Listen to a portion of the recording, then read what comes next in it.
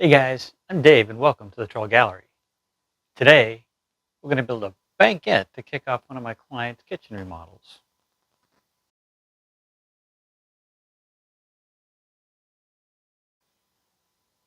My clients have a large family and they asked me to build them a banquette to provide some extra seating around the kitchen table and some much needed storage. The area where the banquette is going has three walls that come together that are close to but not quite 135 degrees. And all those weird angles made for a slightly challenging build. Let's see how it came together. I usually start my projects with a 3D CAD drawing. It's a great way to help my clients visualize their projects, and I can take all my measurements from the drawing and pull them into real life. Except drawings and reality are rarely the same thing. Before starting this build, I decided to make a full-scale drawing. I took the measurements and the angles off the walls at my client's home, and none of the angles were what I thought they'd be. Having a full-size drawing will help with the layout of the angles and the lengths on what might be a complicated build. Once in the shop, I ripped down several panels of 3/4 inch plywood to 17 1/4 inch wide, since I was asked to make the seat height at 18 inches. These panels will make up the front, sides, and back portions of the banquette. Each one is still longer than I needed, and I'll fix that in a minute. I secured a parallel clamp to the long back panel to help stand it in place. Now I could bring in the first end panel and lay it directly on the full-size drawing. Once the end panel was in the proper location, I could mark the cut line from the drawing both inside and out. To verify the angle, I used my sliding T-bevel to set the angle, and then I could transfer that angle onto the marks I had just made on the panel. The marks and the angle of the T-bevel should line up. Using the setting on my T-bevel, I can set the angle of my table saw blade, making sure to keep the T-bevel on the face of the blade and not touching one of the teeth, as that will throw off the angle. Using my long panel cutting sled, I can sneak up on my mark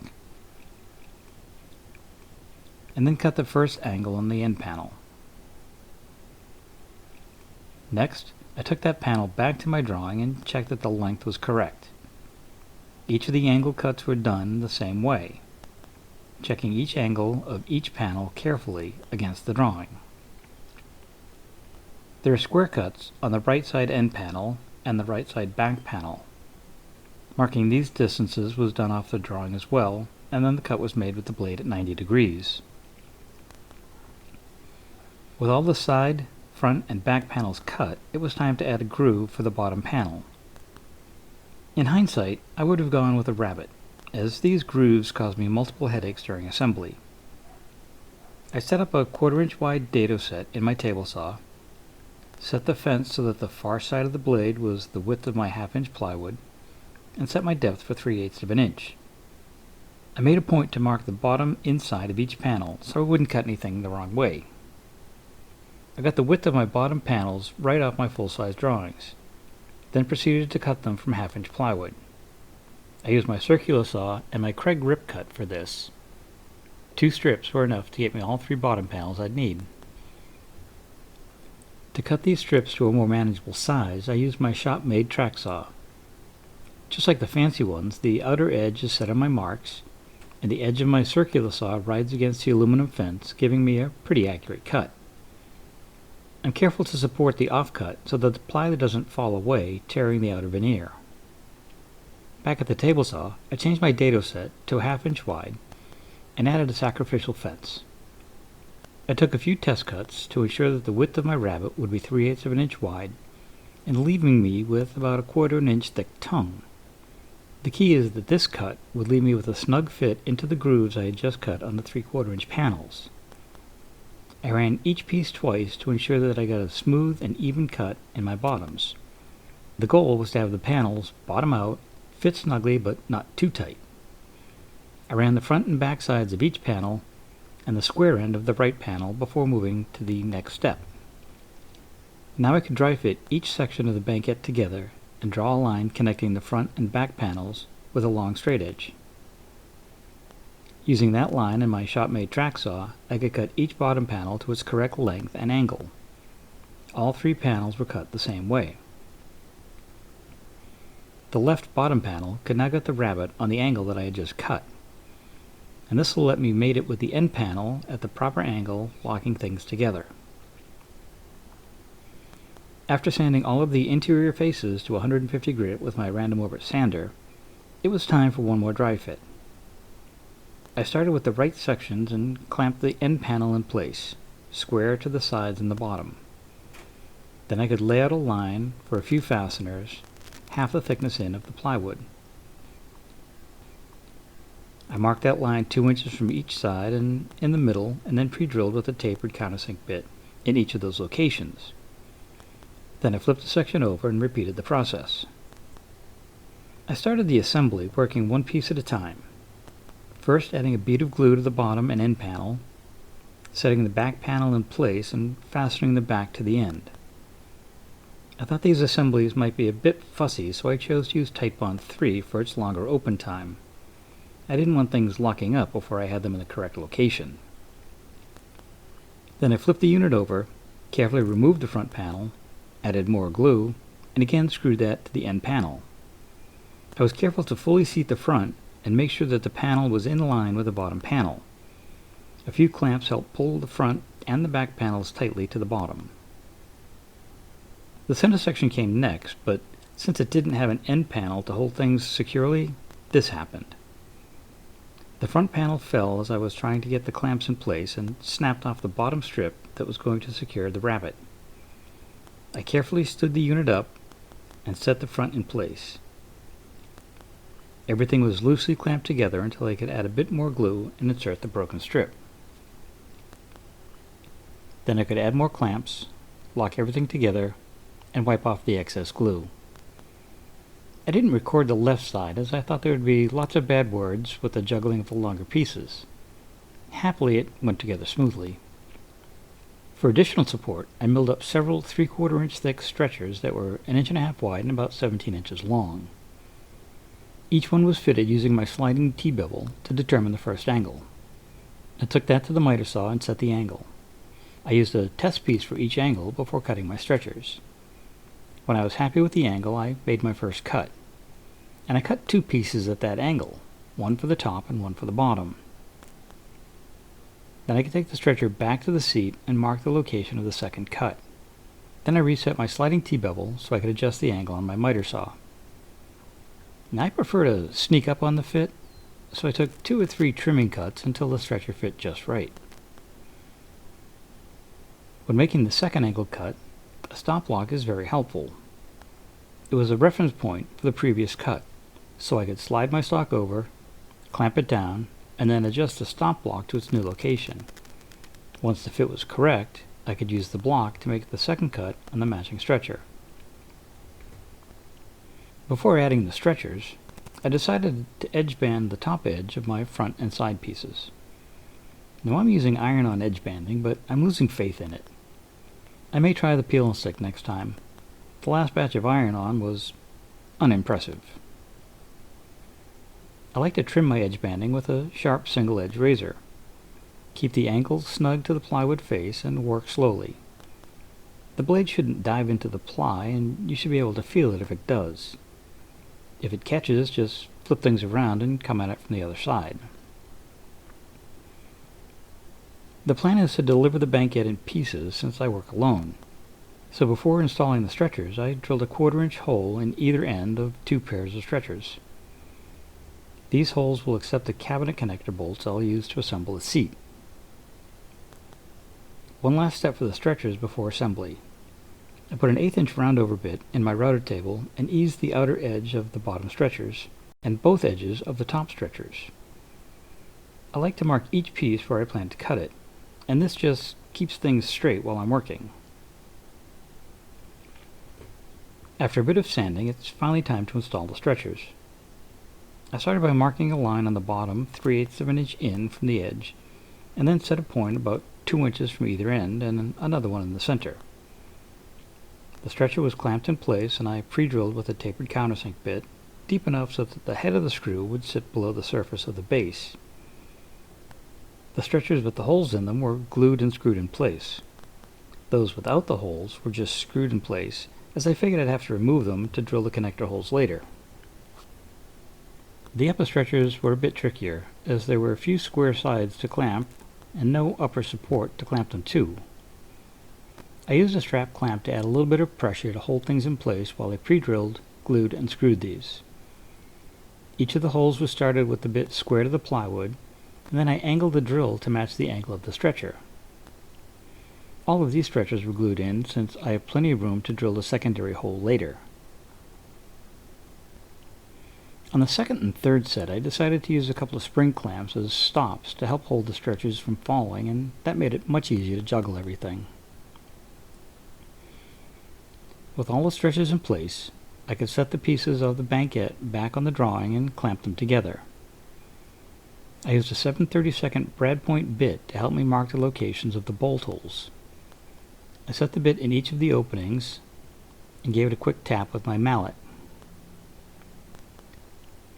To drill the top stretchers, I checked up a 1/4-inch brad point bit in my drill guide to ensure that the holes are drilled square to the face of the stretchers. I also clamped on a backer board to prevent any blowout on the far side of the stretchers. Since the bottom stretchers sat so close to the floor, I removed them and drilled them at the drill press with that 1/4-inch brad point bit. I came back with a 5/16" twist bit and enlarged the holes on the top and bottom stretchers to accept the nut portion of the cabinet connectors. With that done, I glued and screwed the pieces back in place. The face of the Banquette has a style and rail design, and it's time to start on that. Did someone say milling montage? The stock was cross-cut to rough length, one edge cleaned up at the table saw, then ripped to just over the final width, a few trips through the planer to clean up the edges, then back to the table saw to be resawn to around 5/16 inch. The final step was one last trip to the planer to bring them to their final thickness, about 1/4 inch. Each piece of trim has 1 or 2 mitered ends, and since the base trim is 5 inches tall, I chose to cut it by beveling my miter saw. In hindsight, the table saw would have been easier, but I've never been known to do things the easy way.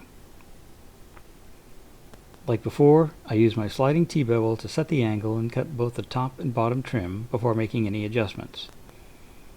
Oh, and make sure you clamp down your stock to keep your angles clean. Once both angles were cut and the trim fit snugly in place, I glued the upper strips in place and secured them with a mix of spring and quick grip clamps. The bottom rails went on a bit differently. I started by turning the Banquette over since my floor isn't exactly level. Pieces were added with glue and 23-gauge pin nails to hold things in place. I loosely clamped the adjoining rail in place to ensure that the one I was working on was seated correctly, and then I continued this around the Banquette until all the base rails were attached. Even though 23-gauge pins leave very tiny holes, they still show up even on a painted piece. So I used DAP Dry Deck spackle to fill them in. This dries quickly and sands easily. This extra step now will make the painting process easier later. The stiles came next, and again each one was cut to size and labeled for its location. I didn't even check to see if they were all the same height. I just assumed that there'd be some minor differences.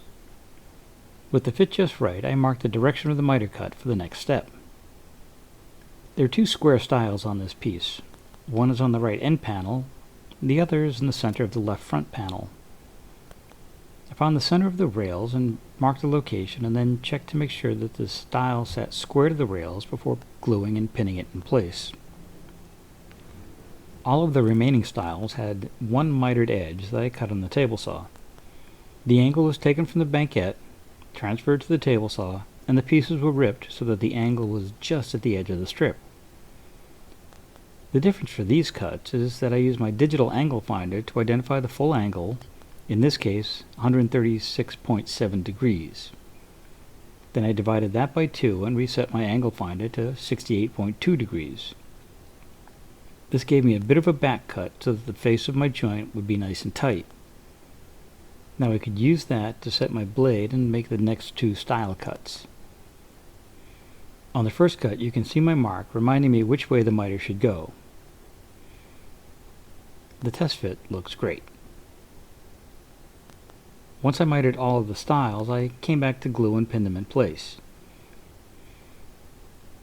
The second or mating piece got glue on the miter as well as the back to help lock the two pieces together. A light tap of my mallet set the joints nice and tight before pinning them in place.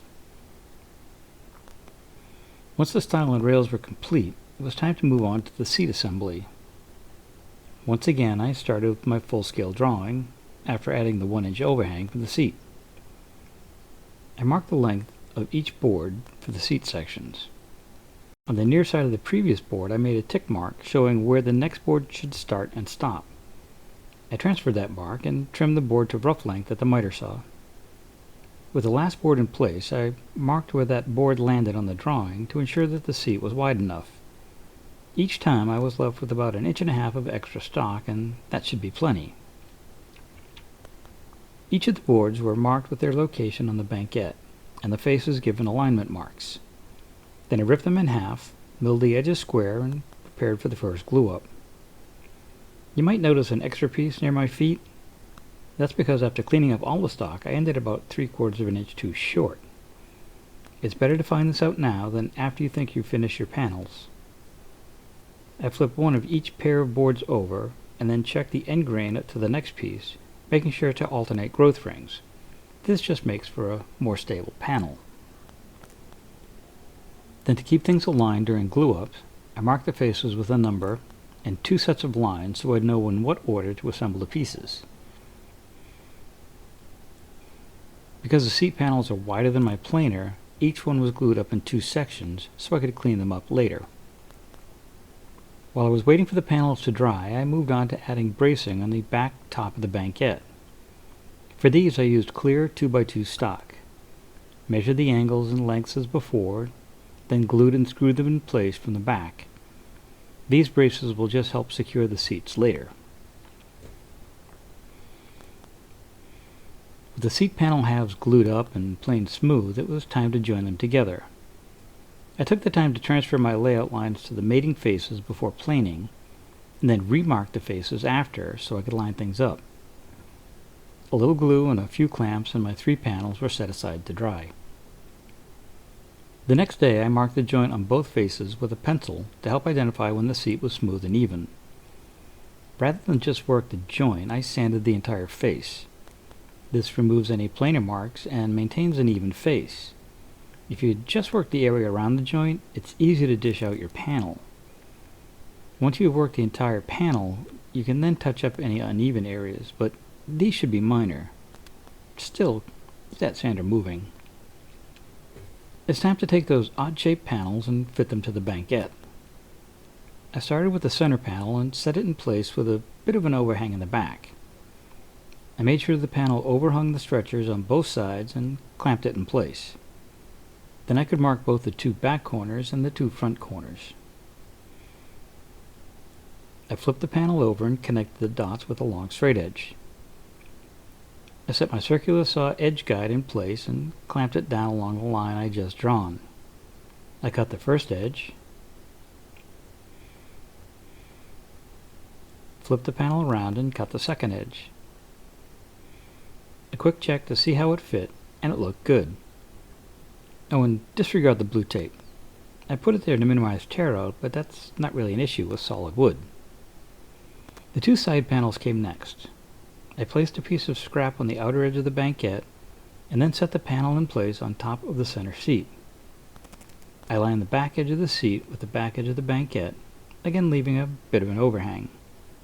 Then I marked where the outer panel sat on the center panel, and then I could connect the dots and cut as before.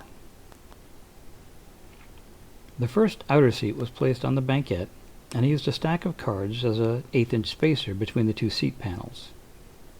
I double-checked the back alignment and marked where the seat met the side. I extended those marks out 1 inch for the overhang, drew my cut line, and cut it in the same fashion. The other side panel is cut in the same way, and it's starting to look like a bench. The next cuts to be made are trimming the seat panels to width. I set the center panel in place and marked where it intersected the front. Then I extended those marks out 1 inch. From that line, I got the measurement that I transferred to my table saw fence. Each of the seat panels was ripped to width, and I double-checked to make sure that the front of each panel was lined up with the panel next to it. To ease the outer edge of the seats, I installed a 1/2 inch roundover bit in my router. Before pulling the seat panels off the banquette, I marked which edge needed the roundover. Again, I didn't want to make any errors at this point. I cleaned up each marked edge with 3 passes until I got the full profile I was looking for. I made sure to keep the bit away from those pointy edges where the angle corners were tight. I came back later and sanded those corners to match. Rather than a full roundover on the exposed edge, I went with a slight modification. I put a 1/4 inch roundover in my palm router and gave the underside a slightly smaller curve. I just thought it looked nicer. The last cut was to rip off the back strip of the seats. This would be fixed to the banquettes and where I would secure the piano hinge to later. Speaking of piano hinges, I ordered 2 6-foot hinges online, and boy was I surprised to have them shipped to me like this. Since these were totally useless, they were returned and I found a pair locally. I had to cut a hinge for each of the 3 seat sections. I measured the length of each seat and marked the hinge a 1/2 inch shorter than that. This would ensure that the edge of the hinge wouldn't extend past the bench and catch on anything. Now these could be cut with a hacksaw, an angle grinder, or, in my case, a Dremel tool. The Dremel is faster than a hacksaw and runs cooler than my angle grinder. By keeping things cooler, it didn't discolor the hinge. Once the cut was complete, I removed any burrs with a fine file and then cut the other 2 hinges the same way. Over the course of a few days, I painted the banquette. 1 coat of primer and 2 coats of paint to match the new kitchen cabinets my clients will be installing. I made sure to sand between coats and touch up any spots with spackle or caulk. The final result is a beautiful and smooth finish. With the paint dry, it was time to add the hinges. I centered each hinge on its seat panel, pre-drilled a few holes, and then screwed the hinge in place with the included screws. Then I went back and pre-drilled for all the screws. I started with the center panel and set it in place on the banquette. A piece of tape on either side let me mark the location of the hinge. I also marked the hinge and the banquette so that the holes would line up later. Then I could pull the hinge off the seat and pre-drill and fasten with a few screws connecting the hinge to the banquette. With the hinge in place, I went back and pre-drilled all of the holes. I reattached the seat with only a few screws for now, just to check the swing of things. The 2 outer seat panels were installed the same way. There was one catch though. Literally. If I used my planned 1/8 inch spacing between the seat panels, the rear corners would bind up. By pushing that seat panel out just a bit, I got enough clearance and it didn't affect the look I was going for. The final installation went smoothly. This is just the first step of my client's kitchen remodel, which includes painting and repairing the walls where they had some previous water damage. Now they have plenty of seating in the kitchen with tons of extra storage too. There were several challenges that came up during this build, and I have to say that full-size drawing made my life so much easier. In the end, the banquette came out great. It's sturdy, provides lots of extra seating, and tons of storage. I'd love to hear your thoughts on this video. Was there something I could have done different, smarter, more efficiently? Drop them in the comments below. I've also made a point to list most of the materials and the tools I use in this build, and some of them have affiliate links, so if you want to help support the channel and you need some of those tools, feel free to check them out in the description below. If you enjoyed this video, maybe give it a thumbs up and share it with friends. And if you haven't already, maybe it's time to hit that subscribe button and the little bell so you get notified each time I put out a new video. As usual, I have no clue what's coming up next, but Should be something interesting. So until then, have a great day, stay safe, and see you soon.